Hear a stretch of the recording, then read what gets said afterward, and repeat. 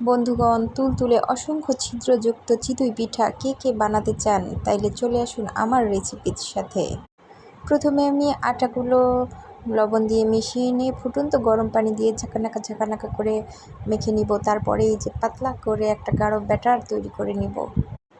তারপরে এই যে দেখেন পিঠাগুলো দেওয়ার সাথে সাথেই ফুটা ফুটা ফুটা ফুটা তৈরি হয়ে গিয়েছে। মাশাল্লাহ, কত সুন্দর মুচমুচে ও তুলতুলে নরম পিঠা খেতে কে না ভালোবাসি আমরা।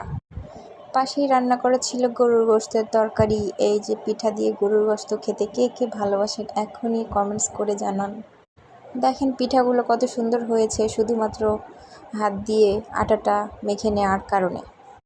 আমি অসংখ্যবার জীবনে পিঠা বানানোর চেষ্টা করেছি, কিন্তু এত সুন্দর পিঠা আর কোনো দিন হয়নি, যা এই প্রথম আমি শিখলাম। আপনারাও সুন্দর মতো এরকম পিঠা বানিয়ে হাজব্যান্ডের মন জয় করে ফেলুন আর নিজেও একটু খুশি হয়ে যান।